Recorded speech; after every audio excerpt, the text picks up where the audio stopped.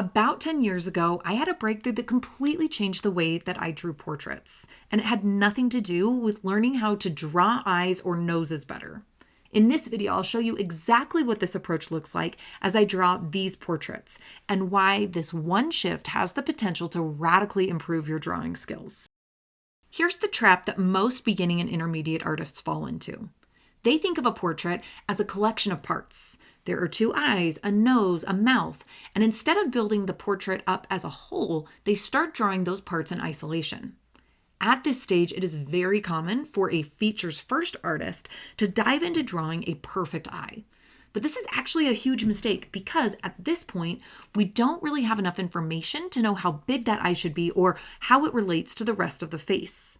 When you start with features, you're making commitments to your drawing too early, and that approach often leads to portraits with wonky proportions or awkward compositions where the face doesn't really sit comfortably on the page. If you end up with a portrait like this, it doesn't mean that you can't draw or that you should be tracing your references forever. It just means that you haven't learned how to approach your drawing in a way that will actually set you up for success. In my approach, I begin with a light general sketch and I'll loosely mark where the features might go. These are just marks and only approximations. These are easy to move and do not represent a commitment of any type at this stage of my drawing. Once I have lightly marked where the features might go, I now have something to respond to. My next goal is to make sure that those features actually belong to this face as a part of the whole. But I don't do that by adding any more detail to the eyes or the lips. I do that by drawing the shadows. When you are working from a reference with a clear light source, that light is hitting the face consistently. And because of that, the shadows become a unifying theme across the entire portrait. Shadows don't care where the eyes stop and the nose begins. In fact, sometimes a specific lighting situation will completely obscure a feature or two. Shadows flow across the face. They connect the forehead to the eye socket to the cheek, and the cheek to the jaw. And that's what allows shadows to describe the face as a single structure instead of a collection of parts. In this portrait, the light is coming from the top left. That means that planes that face up and to the left are lit, and planes that turn away from that light source gradually fall into shadow. So when I focus on drawing the shadows, I'm not decorating features. I'm describing how the form of the head turns in space. Very quickly, my initial layout gets injected with a sense of volume and solidity, even though I haven't drawn any details yet. I'm going to explain exactly how this approach improves your proportions, but before I do, I want to let you in on a little secret. There isn't an artist I have ever met who sits down and draws a perfect portrait on the first pass. Realistic drawing happens layer by layer. You make a first attempt, then you look closer and adjust. The need to make tweaks or even major reconstructions to your first pass does not mean that you don't know how to draw or that you're never going to get it right. Refining layer by layer is drawing. So please don't freak out or give up because of an imperfect first pass. Don't talk unkindly to yourself. Just label it correctly. This is pass 1. I will get closer on the next pass. And yes, over time, practice will help you spot mistakes faster and fix them more efficiently. But even after drawing for decades, I am still always adjusting. So how does focusing on shadow shapes actually improve your proportions? First, it forces you to pay attention to the space between features. Instead of asking, is the nose or the ear in the right space? You're asking, is there enough space in between the nose and the ear to describe the shadow as the cheek turns towards the jawline? This immediately keeps features from creeping too close together or drifting too far apart, and it helps you describe the face accurately. Second, shadows will push you into abstraction. Instead of drawing what you think an eye, a nose, or a mouth should look like, which often leads to cartoonish symbols or memorized formulas, you're going to be drawing something that you can't rely on a formula for. There is no emoji or memorized formula for the shadow that describes this particular cheek and neck on this particular face.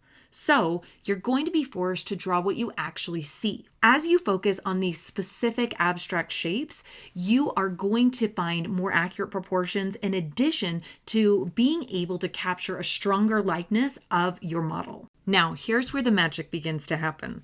Once I have refined my shadow shapes, I get this incredibly satisfying moment where I get to lay a light layer of value inside each and every one.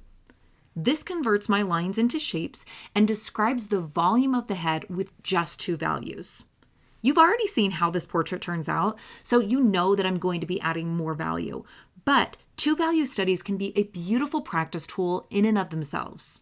2-value studies are one of my favorite exercises because they train your eye to see structure without getting lost in the details. And if you want to practice this quickly, I have a free sketchbook insert that you can download in the video description. It will walk you through the most efficient way to practice this. I'm talking less than 15 minutes. As I fill in these shadow shapes, I am not coloring them like a coloring book.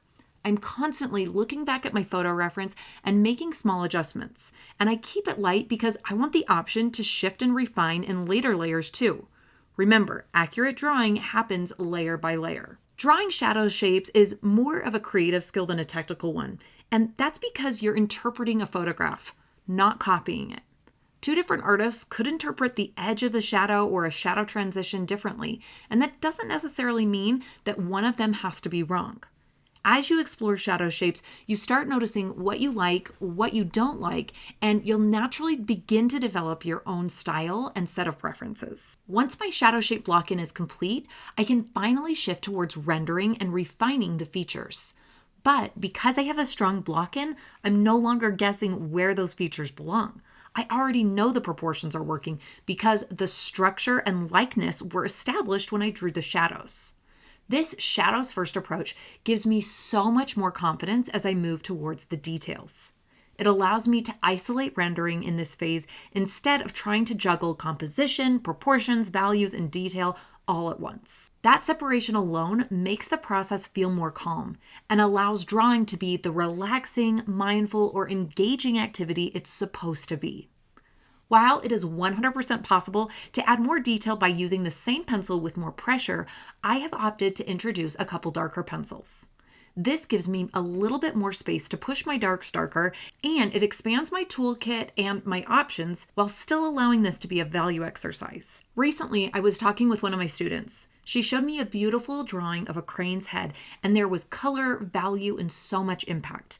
But everything stopped at the neck. Even though she had sketched the entire body, she told me she was so proud of the head that she had stopped because she was afraid that she would ruin it if she kept going.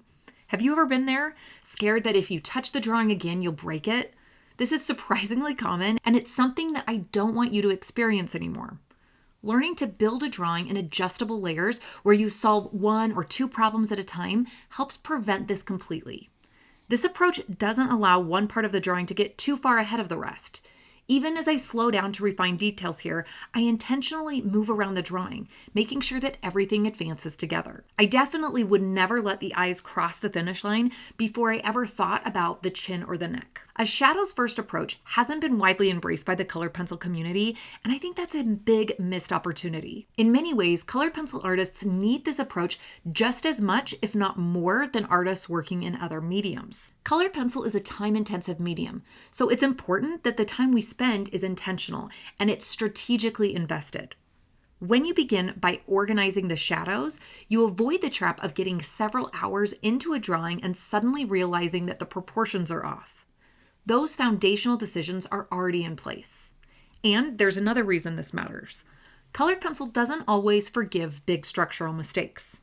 Adjustments and erasing require far more finesse than something like charcoal, and some corrections with colored pencil are nearly impossible once you've committed too far. Because of that, many artists avoid drawing altogether. They trace their references and then jump straight into rendering. And while that can feel safer, it creates a gap that eventually limits growth and confidence. So learning how to set up a drawing intentionally by slowing down, mapping out the shadows, and building confidence in the structure isn't optional with colored pencil. It's essential. When you organize the drawing early, you're protecting the time and energy you're going to invest later. You're not just drawing more accurately, you're creating a process that feels calmer, more efficient, and far less fragile. And that can completely change your experience. Now, even with all this careful planning and attention to shadows, adjustments are still part of the process, even in the later layers. No drawing is ever perfectly executed from beginning to end. Refining, shifting, and problem solving are normal. They're not a sign that you're failing, they're a sign that you are drawing and learning. If you're working with colored pencil and you want to learn how to fix mistakes through erasing, strategic layering, and smart corrections, I encourage you to check out this video next.